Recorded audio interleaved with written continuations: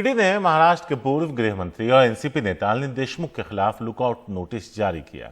ED ने money laundering मामले में जांच के लिए देशमुख को समन जारी किया था, लेकिन वो जांच एजेंसी के सामने हाजिर नहीं हुए थे। ऐसे में उनके खिलाफ लुकआउट सर्कुलर जारी हुआ है, जिसके बाद देशमुख देश से बाहर नहीं जा पाएंगे।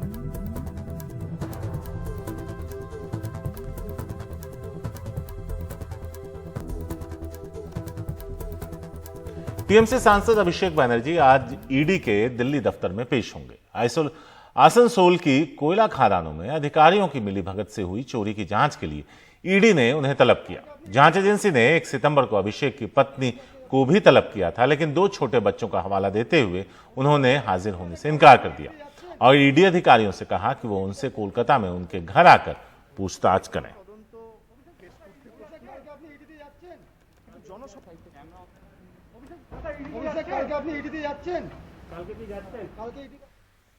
केरल के कोझिकोड में निपाह वायरस से एक बच्चे की मौत की पुष्टि के बाद केंद्र सरकार के विशेषज्ञों की एक टीम बच्चे के घर पहुंची है। टीम ने उस फल के सैंपल लिए जिसे खाने से बच्चे की मौत की आशंका जताई जा रही है। कोझिकोड में 12 साल के इस बच्चे की मौत हुई थी। देर रात पुणे की लैब से उसके सैंपल के टेस्ट के नतीजे से निपाह की पुष्टि हो गई थी।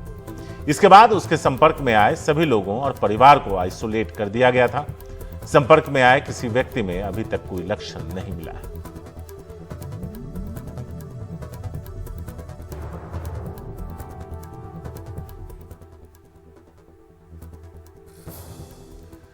केरल में पिछले कुछ दिनों से 30,000 से ज्यादा मामले आ रहे थे, लेकिन कल यहां कुछ कम मामले आए। पिछले 24 घंटे में 26,701 नए मामले आए। यहां का संक्रमण दर 17% है। वहीं बीते 24 घंटे में यहां 74 मरीजों की जान चली गई। कल राज्य भर में 28,900 कोरोना मरीज ठीक हुए। फिलहाल यहां एक्टिव मरीजों की तादाद 2,47,791 है।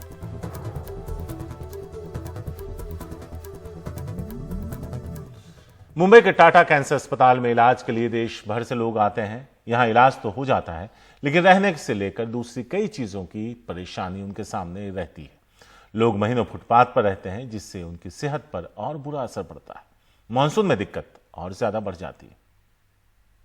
मुंबई के टाटा मेमोरियल अस्पताल के ठीक सामने फुटपाथ पर नारायण सूर्यवंशी अपने रिश्तेदारों के साथ बैठ दोपहर का खाना खा रहे हैं। किसी ने केला और चावल दे दिया तो आज दोपहर का खाना यही है। नांदेड़ में रहने वाले नारायण सूर्यवंशी मजदूरी करते हैं। 3 महीने पहले पेट के कैंसर का पता चला। अब सब कुछ बेच इलाज के लिए मुंबई आए हैं। महीनों तक इलाज चलेगा। इनके पास इतने पैसे नहीं हैं कि किसी होटल या लॉज में रुक सके। घर में थोड़ी से 2-3 बकरियां थे, वो बकरा बेच दिया। बकरा बेचने के बाद भी पैसा कम गिरा। फिर औरत के पास कुछ दागिने थे, मंगलसूत्र जोड़ी है, वो बेच दिए के साथ में पैसा लाया। फिर वो लोग आते हैं, कुछ खाना पीना दे देते हैं, वो खाना खा लेते हैं। अगर बारिश हुई तो जेब में पैसा है तो फिर लाज पे चले जाते हैं, या फिर पैसा नहीं है तो कहीं आसरा लेके वहाँ पर बैठ जाते हैं। बारिश होने पर जहाँ मिली वहाँ थोड़े 10-आधा घंटा रुकना, फिर आओ कोई तो भी आ जाएगा, वहाँ से हकाल देंगे, फिर आओ कहीं तो भी चले जाना, वहाँ बैठ जाना। ऐसे रात निकल देते। दिन तो कैसा निकल जाता है, लेकिन रात निकलती नहीं। मुंबई के इस फुटपाथ पर आपको ऐसे सैकड़ों लोग मिल जाएंगे जिनकी यही परेशानी है। बिहार से सीमा देवी अपने पति के कैंसर के इलाज के लिए 4 महीने से मुंबई में है। पहले एक स्कूल में इन्हें रहने की जगह दी गई थी, लेकिन अब स्कूल खोलने की तैयारी है, लिहाजा इन्हें वहां से हटा दिया गया है। बेटा भी साथ में है। पिता के इलाज के वजह से अब उसकी पढ़ाई छूट गई है। घर द्वार बाले बच्चा छोड़ करके आए हैं। अभी जो अपने बच्चा के लिए कुछ लाइफ सोचते बनाने के लिए कि अपना बाल बच्चा कुछ पढ़े लिखे, भविष्य आगे बढ़े। उनका भी लाइफ बर्बाद हो रहे हैं। एक मरीज के खातिर जल्द सोचे। ये आपका बेटा, क्या पढ़ाई आपकी शुरू है, बंद है, क्या हो रहा है? बंद कर दिया आपने। मुंबई आने वाले अधिकांश लोग वही हैं जो गरीब हैं। टाटा अस्पताल में इलाज में पैसा थोड़ा कम लगता है, इसलिए यहीं आए। लेकिन रहे कहाँ इस फुटपाथ के अलावा। इन हालात में शौच से लेकर अन्य सभी कामों के लिए रोज इन्हें एक अलग संघर्ष करना पड़ता है। अस्पताल से दूर इसलिए भी नहीं जा सकते क्योंकि इन्हें कभी भी अस्पताल में बुलाया जा सकता है। डॉक्टर बोल रहे हैं कि बोलो आस पास में रहना है, जब फोन करेंगे तो आ जाना ऑपरेशन। अच्छा, वो भी है कि आसपास में ही रहना है? आसपास में रहना है, तो आसपास में कोई अपना है नहीं। हमको पैसा नहीं है। यहाँ पर 1000 रुपया 500-700 का घर रूम भाड़ा लेते हैं एक दिन का, तो हम उतना कहाँ से लेंगे। मुंबई में पिछले कई सालों से ऐसे जरूरतमंद और परेशान लोग इसी तरह फुटपाथ पर रहने को मजबूर हैं। हाल ही में सरकार ने कैंसर के मरीजों के रहने के लिए म्हाडा में 100 फ्लैट देने का ऐलान किया था, लेकिन बाद में इसे रोक दिया गया।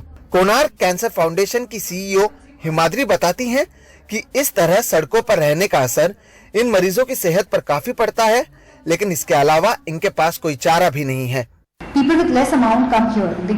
लोग यहाँ कम पैसे लेकर आते हैं। उन्हें लगता है कि 20 दिनों में कुछ इलाज हो जाएगा और वो वापस आ जाएंगे, लेकिन ऐसा नहीं होता। डायग्नोसिस में महीनों लगते हैं। यह सभी मजदूर हैं। ज्यादा से ज्यादा इनके पास 75,000 रुपए हैं। उसका इस्तेमाल वो या इलाज के लिए कर सकते हैं या रहने के लिए, इसीलिए वो फुटपाथ पर रहते हैं। ये लोग जहाँ पहले से ही परेशान हैं, तो वहीं दिन ब दिन होने वाले खर्चों ने इनकी परेशानियाँ और बढ़ा दी हैं। जब तक प्रशासन की ओर से इनके लिए कोई स्थायी कदम नहीं उठाए जाते, तब तक इन लोगों की परेशानियां यूं ही बरकरार रहेंगी। मुंबई से कैमरा पर्सन प्रवीण जिरोहित के साथ सोहित मिश्रा, एनडीटीवी इंडिया।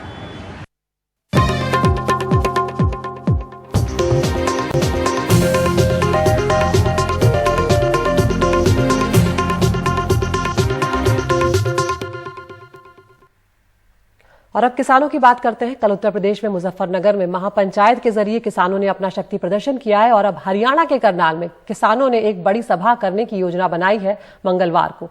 इस दौरान किसानों ने मिनी सेक्रेटेरिएट के घेराव का ऐलान भी किया है और इसे देखते हुए प्रशासन अब सतर्क है और करनाल में धारा 144 लागू कर बड़ी सभाओं पर प्रतिबंध लगा दिया है सरकार और प्रशासन ने।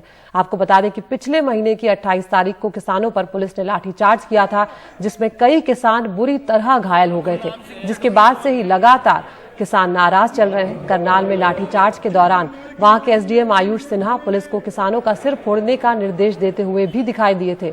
उसके बाद उनका तबादला भी आखिर किया गया। उनका वीडियो वायरल हुआ था, जिसके बाद से लगातार किसान अभी भी नाराजगी अपने अलग अलग तरीकों से जाहिर कर रहे हैं। अब किसानों ने एसडीएम को बर्खास्त करने के साथ उनके खिलाफ केस दर्ज करने की मांग भी की है और इसके पहले राज्य सरकार ने एसडीएम का तबादला कर दिया था। तो तीनों कृषि कानूनों के खिलाफ किसानों ने अपने आंदोलन की रणनीति नए सिरे से तैयार करने का ऐलान किया है। संयुक्त किसान मोर्चा ने उत्तर प्रदेश के मुजफ्फरनगर में एक बड़ी किसान महापंचायत से मिशन उत्तर प्रदेश की शुरुआत की है। किसान यूपी विधानसभा चुनाव में गांव-गांव जाकर बीजेपी के खिलाफ प्रचार करेंगे और इसके अलावा 27 सितंबर को भारत बंद करने का ऐलान भी किसानों ने किया है। रविवार को मुजफ्फरनगर के ऐतिहासिक राजकीय मैदान से लेकर सड़कों तक सिर्फ किसान ही नजर आए। मंच पर नरेश और राकेश टिकैत समेत संयुक्त किसान मोर्चा के सभी किसान मौजूद थे। भीड़ इतनी थी कि मैदान भर जाने के बाद आसपास के फ्लाईओवर भी भर गए। किसान संगठनों की रणनीति किसान नेता महेंद्र सिंह टिकैत और चौधरी चरण सिंह के जिले में शक्ति प्रदर्शन करने की थी। 2013 में सांप्रदायिक दंगों का केंद्र रहे मुजफ्फरनगर में अपने भाषण में राकेश टिकैत हिंदू मुसलमान एकता की कस्में खाते नजर आए। अल्लाहू अकबर, अल्लाहू अकबर के नारे लगते थे, हर हर महादेव और अल्लाहू अकबर के नारे की धरती से लगते थे। किसानों ने इस महापंचायत में तय किया है कि आगे आने वाले यूपी विधानसभा चुनाव में घर घर जाकर बीजेपी को वोट ना करने की अपील करेंगे। ये देश हमारा है, ये प्रदेश हमारा है, ये जिले हमारे हैं। इस तरह की अगर सरकारें देश में होंगी, कोई ये दंगे करवाने का काम करेगी, ये नारे हमेशा लगते रहेंगे। दंगा यहाँ पर नहीं होगा, ये तोड़ने का काम करेंगे, हम जोड़ने का काम करेंगे। बलियान खाप के प्रमुख और राकेश टिकैत के बड़े भाई नरेश टिकैत भी मुजफ्फरनगर दंगों के बाद बीजेपी को किए अपने समर्थन को भूल बताते नजर आए। हमारे साथ में धोखा हुआ 2013 में, हम समझ नहीं पाए थे। इन्होंने हिंदू मुस्लिम दंगे करवा के हमारे पे तो वोट छीन ली। ये सब हम एक है, कोई हम कभी भी हम इस गुमराह में नहीं होने के। किसानों ने ऐलान किया कि यूपी में प्रधानमंत्री मोदी की लोकसभा सीट बनारस से लेकर मुख्यमंत्री योगी के गोरखपुर तक महापंचायतें होंगी। अभी कम से कम 18 महापंचायत तो हम 18 मंडलों में करेंगे, तो जाहिर है बनारस भी जाएंगे, जाहिर है गोरखपुर भी जाएंगे, सब जगह जाएंगे। राष्ट्रीय लोकदल प्रमुख जयंत चौधरी हेलीकॉप्टर से किसानों पर फूल बरसाना चाहते थे, पर प्रशासन ने इजाजत नहीं दी। क्या अन्नदाता भगवान का रूप? हमने निर्णय लिया कि हेलीकॉप्टर का प्रयोग कर आज इस महापंचायत में जुटे किसानों पर हम आसमान से पुष्प की वर्षा करवाएंगे, लेकिन ये बात सरकार को नहीं भाई। किसान महापंचायत में यूं तो कोई विपक्षी नेता नजर नहीं आया, पर पूरे मुजफ्फरनगर शहर में किसानों के स्वागत के लिए सभी विपक्षी दलों के नेताओं के बड़े बड़े बैनर जरूर नजर आए। हिंदू मुसलमान एकता का पाठ पढ़ रहे किसानों की असल परीक्षा यूपी विधानसभा चुनाव में होगी, जब वो वोट डालने जाएंगे। मुजफ्फरनगर को किसानों की धरती कहा जाता है। ये किसानों का कह लीजिए एक तरीके से केंद्र रहा है आंदोलन का। यहाँ तो सफल है इन लोगों की महापंचायत, लेकिन जब ये किसान महापंचायतें लखनऊ में, बनारस में, गोरखपुर में की जाएंगी, तब देखना होगा कि ये किसान कितनी ज्यादा भीड़ जुटा पाते हैं। क्या इसका असर किसान आंदोलन का पश्चिमी उत्तर प्रदेश से ये लोग पूर्वी उत्तर प्रदेश, अवध और बुंदेलखंड भी ले जा पाएंगे। सहयोगी पवन कुमार के साथ मुजफ्फरनगर में सौरभ शुक्ला, एनडीटीवी इंडिया।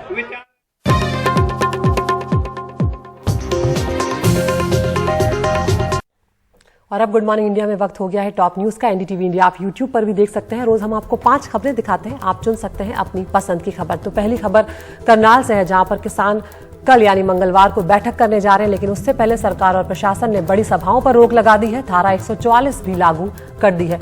दूसरी खबर, महाराष्ट्र के पूर्व गृह मंत्री अनिल देशमुख की तलाश लगातार जारी है और ईडी ने अब उनके खिलाफ लुकआउट नोटिस जारी कर दिया है। तीसरी खबर उत्तर प्रदेश से है, जहां पर डेंगू का कहर देखने को मिल रहा है। फिरोजाबाद में 52 लोगों की जान जा चुकी है, जिसमें 40 बच्चे शामिल हैं और मथुरा में 15 लोगों की मौत हो गई है।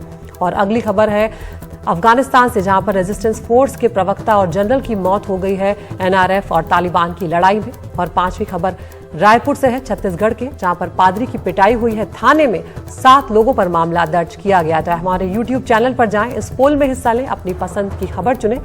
उस खबर को हम विस्तार से आपको एनडीटीवी इंडिया और उसके यूट्यूब चैनल पर दिखाएंगे।